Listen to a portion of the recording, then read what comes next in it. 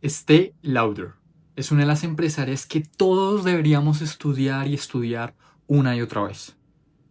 Qué talento para vender y para estar convencida de su trabajo. Pero sobre todo, algo que hay que remarcarle a Estée es su constancia. Hoy vamos a hablar sobre una empresaria que pudo innovar una industria completa, que llevaba años sin tener una disrupción, como la hizo Estée Lauder. Algunas citas directas son de su libro, Estée, A Success Story. Y voy a empezar con una cita de ella. El negocio no es algo que deba probarse, no es una distracción, ni un romance, ni una llama momentánea. El negocio se casa contigo, duermes con él, comes con él, piensas en él la mayor parte de tu tiempo. Ese, en un sentido muy real, es un acto de amor. Y si no es un acto de amor, es simplemente trabajo. Por ende, no es negocio. ¿Qué hace a un emprendedor exitoso? ¿El talento? Quizá. Aunque he conocido muchas personas enormemente exitosas que no están dotadas con una forma extraordinaria y que no están bendecidas con un talento particular. ¿Es entonces la inteligencia?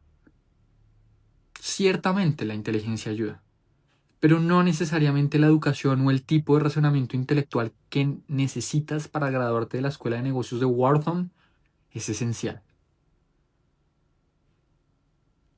¿Cuántos de tus abuelos vinieron aquí desde un viejo país y dejaron una huella en Estados Unidos, sin el idioma, sin dinero y sin contactos? Entonces, ¿cuál es el ingrediente místico?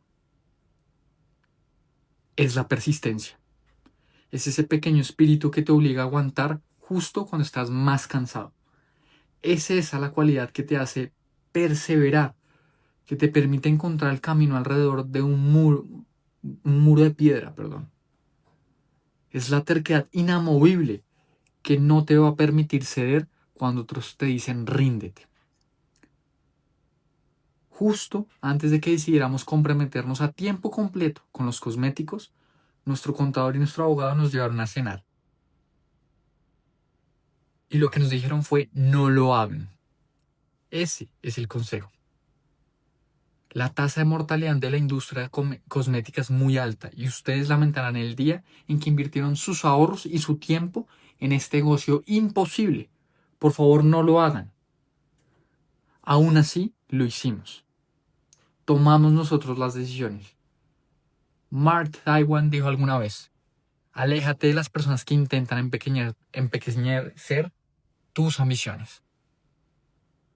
La gente pequeña siempre hace eso, pues realmente las cosas grandes, si piensas en cosas grandes, te vas a sentir y vas a poder llegar a ser grande.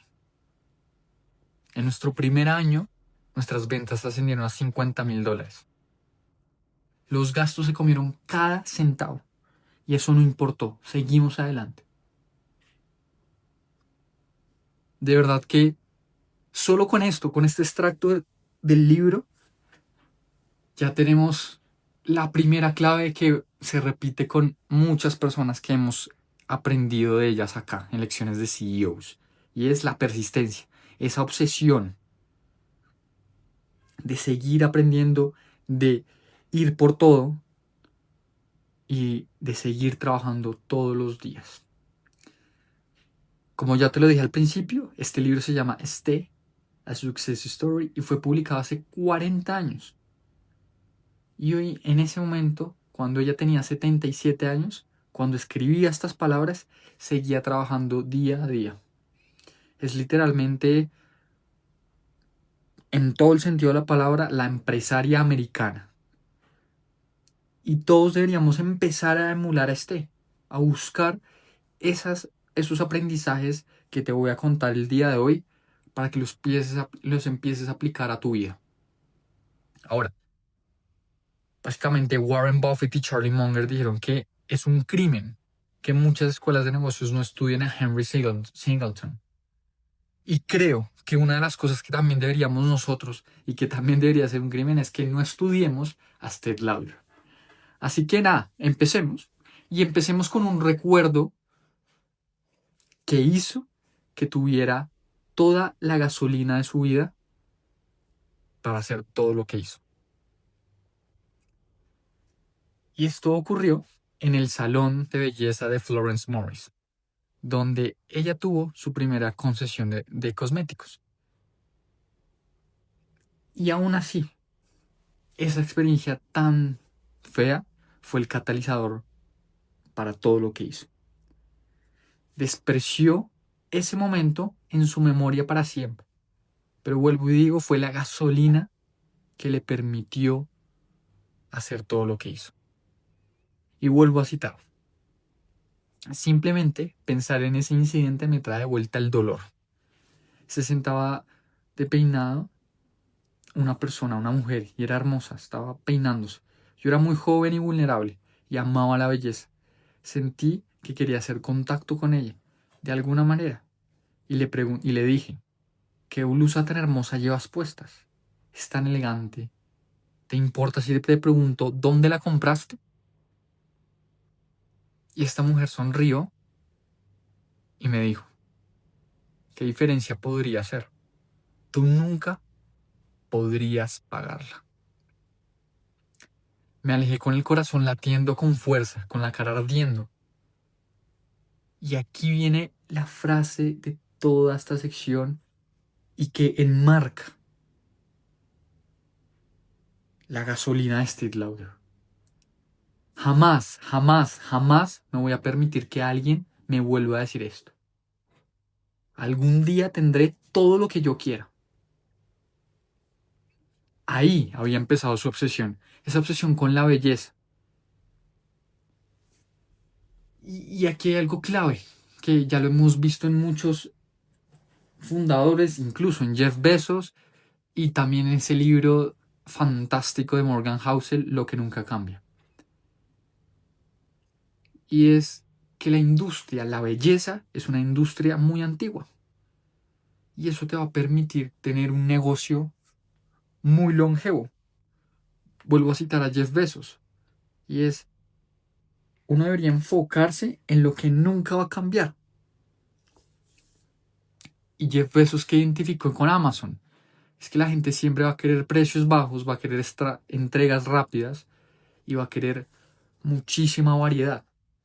Y eso lo van a querer hoy, dentro de 10 años, dentro de 20 años, y siempre lo van a querer.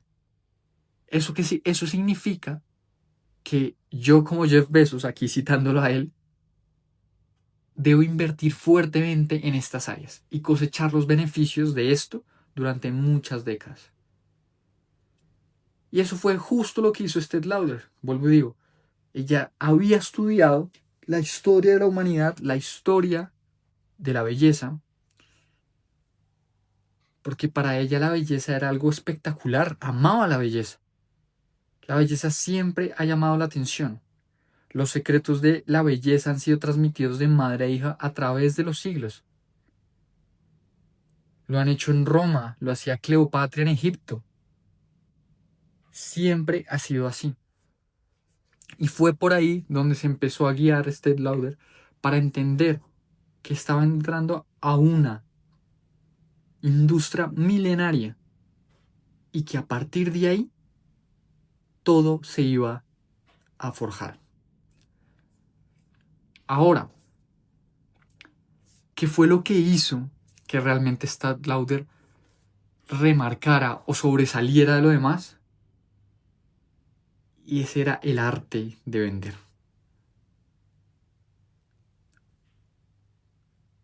Ella dice, jamás he trabajado un día de mi vida sin vender. Si yo creo en algo, lo vendo. Y lo vendo con fuerza. Muy relacionado con esa frase de Charlie Munger también. No vendas algo de lo cual no te sentirías orgulloso. Y esto, naturalmente, está muy ligado con su madre. Porque el verdadero interés suele revelarse temprano. Y lo que ella dice es, la primera belleza que reconocí en la vida fue la de mi madre. Mi madre empezaba a cepillarse el cabello dorado por la mañana, incluso antes de abrir los ojos. Recuerdo que buscaba su cepillo apenas se levantaba. Yo adoraba las cremas que ella se echaba, los guantes, y cuando ella murió a los 88 años, seguía siendo hermosa. De verdad que aquí es donde empezamos a ver algo, ese fuego interior de Steph. Porque también, como lo dice Charlie Munger, hay que interesarse por las cosas. En la medida que a uno de verdad le gustan las cosas, empieza a escarbar y naturalmente se vuelve mucho mejor, se vuelve bueno. Y como dijo Charlie Munger, en toda mi vida nunca he sido bueno en algo en lo que no estuviera muy interesado. Simplemente no funciona. No hay sustituto para un interés fuerte. Y eso es justamente lo que Stella Lauder hizo. Ahora, arranquemos con cómo fue el viaje, de Stella Lauder. Su tío John se mudó con ellos, con la mamá y con los hermanos. Era un químico húngaro que fabricaba cremas y lociones para la cocina de ellos. Y estaba fascinada. Ella aprendió cómo mezclar los ingredientes, cómo calentar, cómo enfriar, cómo lograr una textura perfecta. La cocina era su laboratorio. Y ahí vio una oportunidad. A partir de ahí, ella empezó a ver sus primeras fórmulas. Las primeras cremas que aplicó o que hizo, las aplicó con su tío en su cocina. Y a partir de ahí, antes de empezar a venderlas, las regaló. Se las daba a cada mujer que conocía y les daba esa pequeña prueba de crema. Les masajeaba el rostro y cuando terminaba, siempre todas las mujeres le decían, ¿dónde puedo conseguir más? Y ahí fue ese primer aha moment. Ahí se dio cuenta que no solo amaba la belleza, sino que la gente también respondía a lo que hacía. Respondía a su toque, a su demostración, al producto. Y ella dice, mi tío me mostró el arte y yo descubrí el negocio.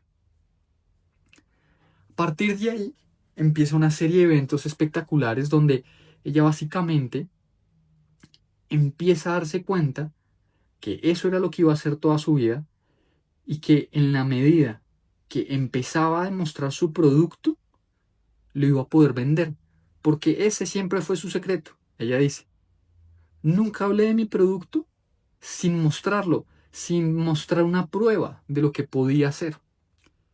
Y ahí apareció ese estilo inconfundible de ella. Siempre había una señora en el barrio que le dejaba hacer esos tratamientos faciales. Y luego había otra y otra y otra, hasta el momento que había una fila de mujeres buscando por ese tratamiento, por esas cremas. Y ella dice, esta frase es clave, yo no sabía nada de negocios, pero sí sabía esto. Las mujeres siempre vuelven donde se sienten hermosas. Y eso lo convirtió como su filosofía de vida. Y ella notó que cada vez que una mujer salía de su casa con esa piel radiante, siempre regresaba con otra amiga. Entonces ella también se dio cuenta que ya no estaba vendiendo cremas, estaba vendiendo confianza. Esto es supremamente clave. Y de verdad que, y ella lo dice, uno puede tener mejor producto, pero si no sabes demostrarlo, no sabes mostrar esa transformación y no conviertes eso en confianza, pues no pasa absolutamente nada. Esto de verdad es un consejo que deberíamos empezar a aplicarlo todo el tiempo en nuestra vida. Ahora, a los 15 años, ella ya sabía que quería hacer esto por el resto de su vida. Quería transformar rostros. Así que empezó a trabajar y eso, apenas veía mujeres que tenían más lujos que ella, eso era una inspiración para ella. Ella iba a salones de belleza, ofrecía sus servicios y apenas le dejaban hacer una demostración, ella hacía su magia. Porque les decía, déjenme hacer una demostración. Y si a la clienta le gusta, ustedes me pagan. Y tenía solo 16 años. A partir de ahí, se dio cuenta que el ser humano necesita ver ese antes y ese después. Y poco a poco, las mujeres empezaron a pedirle que fuera a todos los salones. Siempre preguntaban, ¿dónde está la chica que mensajea la piel? ¿Dónde está esa jovencita que hace que me vea tan bien? La llamaban la chica de las manos mágicas. Ahí fue donde encontró su primer trabajo en un salón de belleza, porque sus manos eran su tarjeta de presentación, su tacto era la recomendación y su entusiasmo era su publicidad. En ese salón de Florence Morris, la dueña del salón, cuenta que era un local pequeño y que tenía muchísimo carácter. A pesar de que Florence era una persona dura, directa y a veces cruel, le dio la oportunidad a y fue justamente ahí donde empezó ese recorrido de la belleza. Su espacio básicamente era una esquina diminuta en ese local y tenía apenas una silla y una mesa pequeña, donde colocaba sus frascos, sus cremas, y apenas ella veía que una cliente se iba a hacer un manicure o un permanente, ella se acercaba con una gran sonrisa y le decía, ¿le gustaría que su piel luciera más luminosa mientras la tiene? La mayoría, pues claramente le iba a decir que sí. Entonces ella empezaba a limpiar la piel, aplicaba crema, masajeaba, hablaba del brillo, explicaba la importancia del cuidado. Y a partir de ahí la persona empezaba a ver resultados inmediatos. Porque ojo con eso, con esto. Yo no vendía, yo enseñaba. Esa siempre fue mi filosofía. A través de la educación, las personas generaban ese vínculo de confianza con usted. Y fue justamente ahí donde entró esta persona con la que iniciamos el episodio. Esa persona que hizo, o esa mujer que hizo que Esther tuviera ese fuego interno, esa humillación, ¿no? De esa camiseta, esa blusa que le preguntó, y la señora le dijo, no tiene sentido igual que te diga, porque tú nunca la vas a poder pagar. Esther recuerda que se sintió básicamente como si lo hubieran cacheteado. Y a partir de ahí se prometió que nadie le iba a volver a hablar así. Y que siempre iba a tener, o en algún momento iba a tener todo lo que ella quisiera. Fue ese momento, ese combustible emocional que la empujó a ir por sus sueños, por su éxito. Después de esa humillación, en vez de deprimirse, lo que hizo fue ir con más intensidad. Aquí la mayoría de nosotros decimos, ok, esto no es para mí, yo me quedo acá. No, ella cogió y volvió con más intensidad. Abro comillas, decidí que iba a hacer que cada mujer que pasara por ese salón se sintiera hermosa. Más hermosa que esa mujer cruel. Más hermosa que cualquiera. Y lo hizo. Y digo, todas las clientes la preguntaban, ¿dónde está Esther? Puedes llamarla, mi piel se ve muchísimo mejor cuando ella me toca. En fin. A partir de ahí, empezó a ganar dinero. Le pagaban algunos centavos por los tratamientos y unos dólares por tratamientos mucho más largos. Ella tenía 17 y 18 años. Pero ojo con esto. Más allá de enfocarse en el dinero, ella decía, con cada rostro que yo tocaba aprendía algo. Y ese aprendizaje me hacía cada vez mejor. Ella empezó a vender sus cremas, a vender aceites limpiadores, vendía lociones humectantes, en fin. Ella, con la ayuda de su tío, con su tío químico, básicamente lo que hacía era mezclar, sacar nuevos productos. Ella ponía las cintas, las flores secas, etiquetas, en fin. Ella hacía de todo. Y fue ahí donde pudo empezar a tener ese nacimiento de esa reputación. Su nombre corría de boca en boca. Cada chica que estaba en el barrio sabía ya qué era lo que hacía. Y a partir de ahí fue que empezó su imperio. ¿Por qué? Porque una mujer le dijo que fuera a tomar el té, o más bien que iba a tener la hora del té con sus amigas y que quería que le hiciera los masajes a ella y a sus amigas. Y fue ahí donde se dio cuenta que no quería ser empleada toda su vida, que ella quería montar algo propio, quería crear algo. Así que a partir de ahí, todo dio un vuelco. ¿Por qué? Porque todas las mujeres que fueron a esa hora del té le dijeron: yo te pagaría cualquier cosa por todos tus productos. Y qué interesante esto, porque a partir de ahí fue que tuvo ese primer MVP, si se quiere, ese aprendizaje durante todos sus años, donde básicamente era la niña que daba masajes, aprendió, como ya lo vimos, y a partir de ahí tomó esa decisión de empezar a emprender. Y ahí fue donde todo cambió, donde una de sus clientas le dijo: ok, a partir de aquí te voy a llevar a, o te voy a presentar más bien, a un dueño de negocio de tiendas retail, si se quiere, pongámoslo como un Carulla, como un Éxito acá en Colombia, en fin, para que pudiera vender sus productos. Y ese boca a boca hace que naturalmente ella pudiera tener mayor exposición. Ella veía cada piel como un lienzo que podía transformar.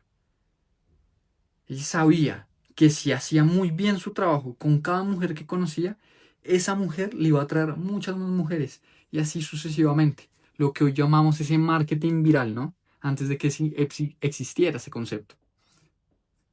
Así que, sin duda alguna, creo que aquí ya podemos empezar a aprender que quizás al principio no vamos a tener procesos repetibles, procesos escalables, pero en la medida o la mejor forma de hacernos conocer es hacer muy bien nuestro trabajo con cada uno de los clientes que atendamos, porque esto va a permitir que lleguen más y más personas. Ese famoso voz a voz. Ahora, cuando ingresó en las tiendas, ella se dio cuenta que no tenía que estar detrás del mostrador y ya está, sino que ella tenía que salir a vender una transformación, un antes y un después. Ella no vendía productos, ella vendía una transformación. Y eso fue lo que le permitió empezar a entender a sus clientes muchísimo mejor, a saber cómo se manejaba un mostrador, a cómo crear demanda constante, a cómo trabajar en un establecimiento formal, cómo convertir un producto casero en un auténtico hit comercial. Y lo más importante, ella entendió con estas demostraciones en tiendas retail que podía crecer, que ese era el momento de seguir y seguir creciendo. Así que empezó a entrar muy fuerte a todas las tiendas con su técnica y con su estilo que la caracterizaban, y era hacer las demostraciones. Ahora, ¿cuál era el problema? Y es que ahí a la competencia le empezó a incomodar, porque claro, no seguía las reglas, no esperaba que las clientes se acercaran al mostrador y atendiera a unas personas una a una, no, ella iba y les hablaba, entendía sus necesidades y a partir de ahí les hacía una demostración, porque según ella, no existe una venta sin demostración. Esta es como la tercera o cuarta vez que repito esto. Clave esto. Ya se adelantaba, hablaba, sonreía, tocaba, demostraba y eso hacía que vendiera. Obviamente las quejas de la competencia no se hicieron esperar, ¿no? Donde decían: la señorita Lauder invade los pasillos, no sigue el protocolo, las clientes se agrupan demasiado, crea caos. Pero por cada queja había 10 clientes que estaban felices. Y eso obviamente pues hacía felices a los gerentes de las empresas. Ahora, hubo una decisión que hizo que dejara de ser una joven talentosa y se convirtiera en una marca con potencial real. Y es que su estilo empezó a incomodar a muchas personas. Ya saben, ya les dije, a sus competidores, a las mismas tiendas. Pero es que ella entendía que la demostración era la ruta, la puerta a su venta. Ella decía, si no me acerco a la clienta, la pierdo. No existe una venta sin un contacto humano real. Se trataba de realmente entender a la persona que estaba detrás del mostrador. Y ahí estaba inventando básicamente un nuevo modelo de venta que después toda la industria iba a adoptar después, ¿no? El catálogo, luego traen la demostración, te lo aplican en tu rostro o donde sea, y luego ahí sí te venden. Y este fue el modelo que desarrolló. Ella repetía que convencía o sabía que podía convencer a cualquier persona si lograba tocar su piel, demostrar cómo su crema, podía cambiar los resultados y explicar por qué su producto era distinto. Era casi como una danza. Y básicamente esto hizo que empezara a entrar a tiendas nacionales. Y este gran salto naturalmente no iba a ser fácil. ¿Por qué? Porque ella no tenía una fábrica. Su fábrica era su tío y ella en todas las noches y madrugadas fabricando. Pero ahí fue donde se dio cuenta que en la medida que su negocio demandaba más, ella también tenía que crecer. ¿Por qué? Porque ella no era una marca, era una experiencia. Y,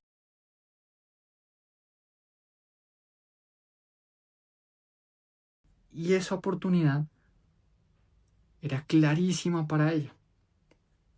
Entonces empezó a mejorar sus frascos, sus etiquetas, perfeccionar sus fórmulas, preparar un discurso muchísimo más convincente, crear una marca real, porque esto le iba a permitir realmente estar y crecer su empresa.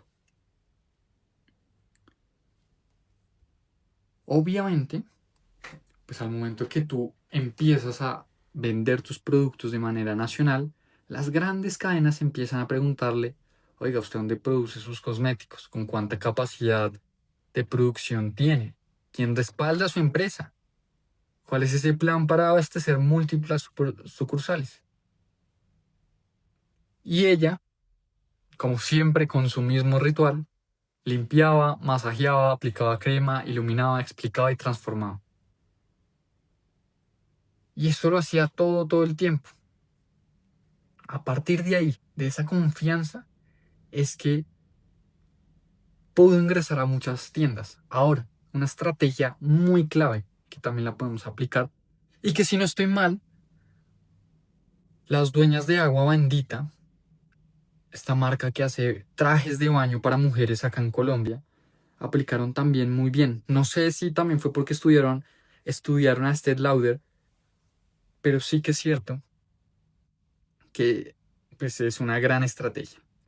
Y es que ella lo que hizo fue aprovechar un lanzamiento de uno de sus productos, de un perfume que estaba empezando a formular, y decidió poner un plan. Y fue a una tienda en la Quinta Avenida de Nueva York, una tienda icónica, se llamaba Saks Fifth Avenue, y dejó accidentalmente una botella rota de su perfume en un área muy transitada. Y esa fragancia empezó a esparcirse por todo el aire y las clientes empezaron a preguntar de quién era ese olor, cuál era la marca. Las vendedoras pues claramente no tenían ni idea porque no era un producto que se ofreciera en la tienda. Y eso creó mucha intriga. Y en cuestión de horas, varias mujeres estaban queriendo comprar ese perfume de Estée Lauder. Obviamente la tienda al ver esta demanda llamó inmediatamente a Estée Lauder para que empezara a ofrecer sus productos y eso le permitió tener visibilidad nacional. De verdad que era una genia del marketing en las ventas, miren eso, generar esa demanda, generar esa curiosidad por sus productos. Y eso hizo que muchas marcas empezaran a reunirse con ella. Neiman Marcus, Marshall Fields, Bonnie Taylor, Lord & Taylor, en fin. Realmente, esta mujer empezó a entrar a las tiendas más prestigiosas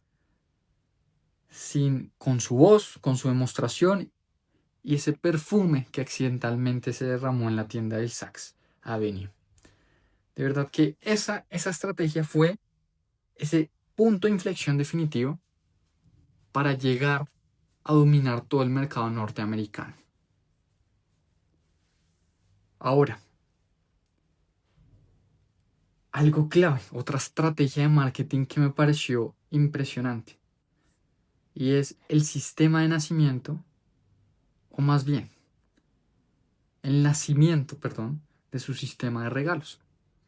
Y es que ya tenía tanta confianza en sus productos y sabía que las demostraciones eran claves para que una mujer comprara después su producto, que al momento que una persona comprara una crema, le regalaba otro producto nuevo que ya estaba sacando. Entonces, si una cliente compraba un producto grande, le regalaba un frasco pequeño de otro producto, de una crema o de una muestra bien presentada.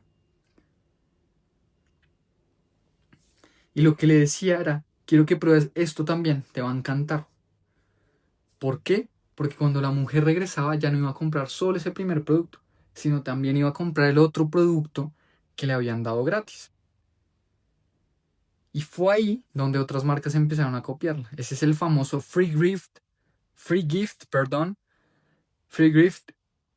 with purchase, que es un estándar mundial en la cosmética.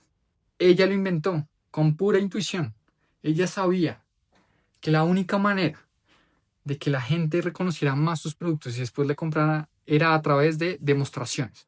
Lo que hoy en el mundo digital encontramos o se llama como lead magnets. Básicamente cuando te regalan un ebook y ellos saben o se sabe que el producto es tan bueno y le resuelve ese primer problema al cliente que va a permitir que después vuelva.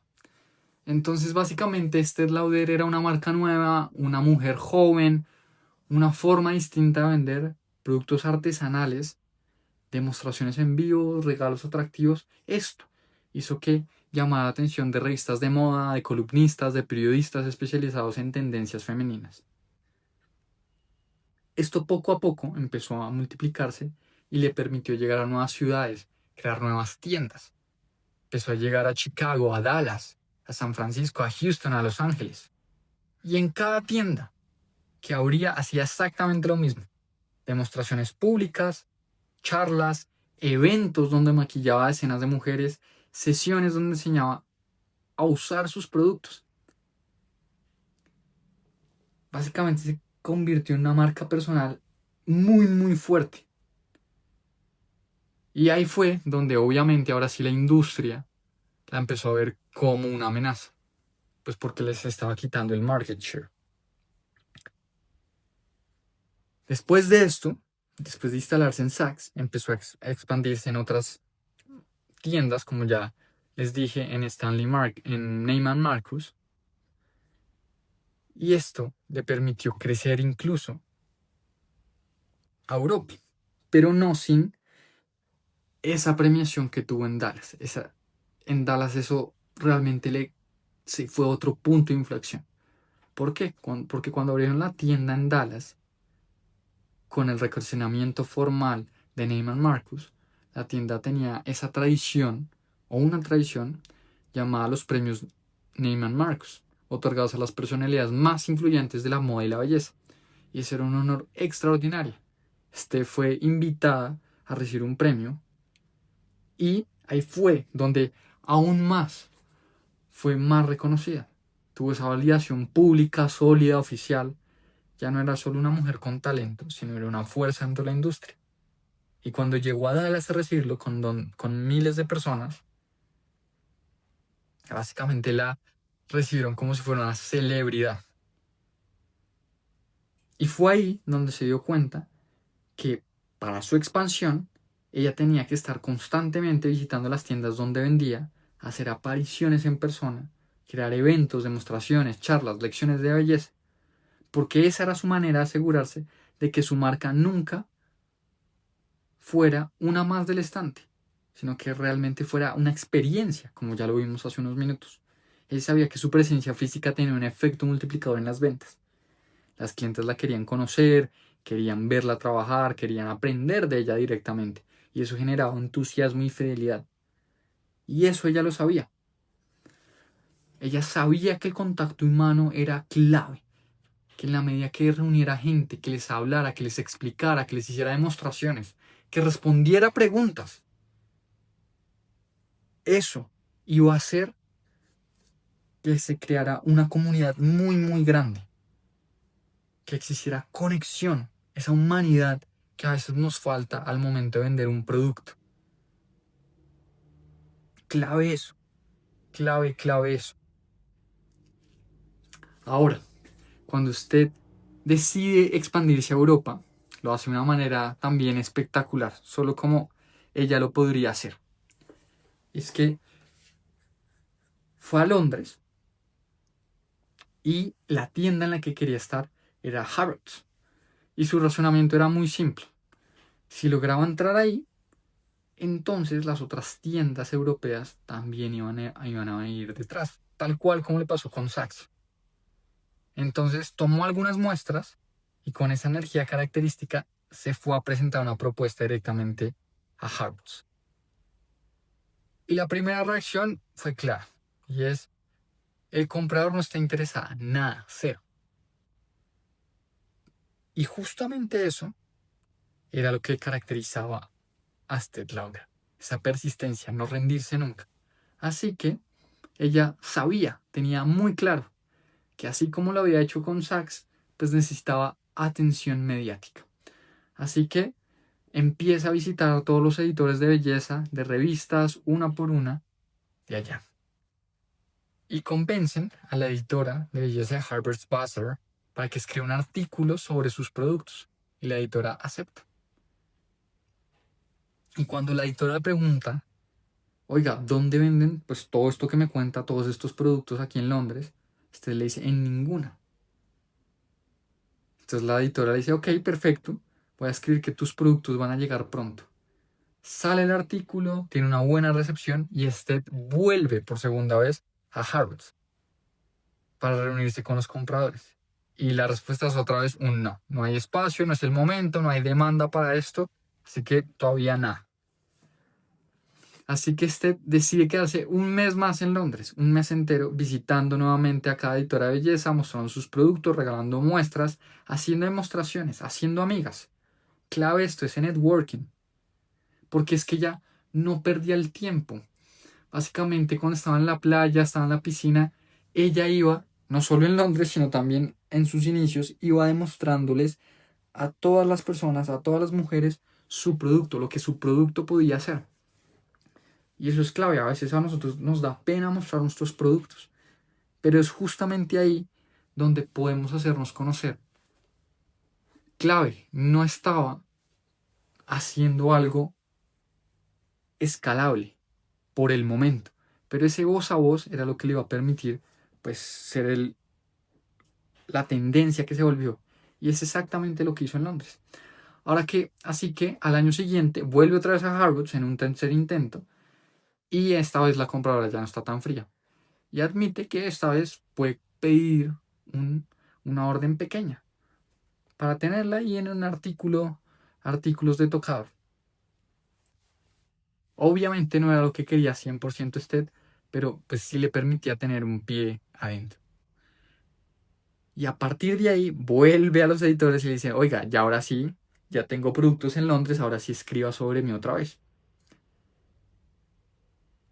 Y dentro de esto, pues básicamente hizo que tuviera más ventas. porque ella sabía o tenía esa percepción muy muy clara de que en la medida que tuviera esas ventas y ese marketing, esa visibilidad, iba a poder seguirse expandiendo. Y esto lo aplicó en Londres, pero también lo aplicó en Canadá, en París, en muchas ciudades, porque ella tenía muy claro eso. Hay que tener un producto sólido, pero hay que saber vender. Incluso en esa autobiografía que les digo, ella tenía un capítulo entero sobre ventas. Hice algo que parece obvio, pero que es muy profundo. Y es, ahora sí hablo comillas, ya lo dije hace un momento, pero quisiera que lo escucharan del quote directamente. No basta con tener el mejor producto del mundo, tienes que ser capaz de venderlo. Crear un producto excelente es apenas el primer paso. Lograr que la gente sepa que exista y quiera probarlo, eso es mucho más difícil. Ahí es donde hay que martillar y martillar. Ahora, también habla de esa intuición que se desarrolla con cada éxito, pero también con cada fracaso. Cada empresario debe encontrar su propio estilo. Ese estilo que lo vuelve más fuerte a medida que tienes triunfos y también errores. A esa intuición hay que escucharla. Para Stead el negocio era una obsesión magnífica. Nunca se aburrió, nunca se detuvo, porque para ella trabajar no era una carga, era una gran pasión. Ahora, un consejo final que ella da y es visualizar y luego trabajar como loco para convertir esa visión en realidad. Cuenta que muchas veces imaginó paso a paso cómo lograría cerrar una gran venta y que luego la escena se repetía varias veces en la vida real. Visualizar era parte del proceso, pero el trabajo era el resto. Y trabajaba 7 días a la semana sin descanso. Por las noches no salía, los fines de semana tampoco. Solo lo hacía si veía que estaban sus clientes, sus compradoras, sus editoras, sus aliadas. Decía, es muy útil mantener ese contacto social con la gente que está conectada con mi negocio. Ese es parte de mi trabajo, entenderlas. Y ya en la parte final del libro, resume su filosofía con una frase muy muy poderosa. Primero viene el deseo, luego el corazón necesario para soñar y después trabajo, mucho trabajo. Dice que si uno quiere aspirar a una vida tranquila sin sobresaltos, está bien, pero que esa vida nunca va a traer intensidad ni la satisfacción del logro. Y ella nunca quiso una vida tranquila, ella quería construir algo grande. El éxito, según ella, depende de atreverse a actuar sobre los sueños. Y termina con una idea espectacular. No permitas que nadie te diga que no puedes tenerlo todo. Mantén tus ojos en el objetivo. Nunca los apartes. Si te exiges más allá de tus límites, podrás alcanzar el sueño que está en tu corazón. Esta es una historia de obsesión, de trabajo, de elegancia. Una visión que empezó con 4 productos, con un pequeño salón de belleza y terminó con una empresa de miles y miles de millones de dólares. De verdad que Estée Lauder es una empresaria que me quedo corto con este episodio para desarrollar todas esas ideas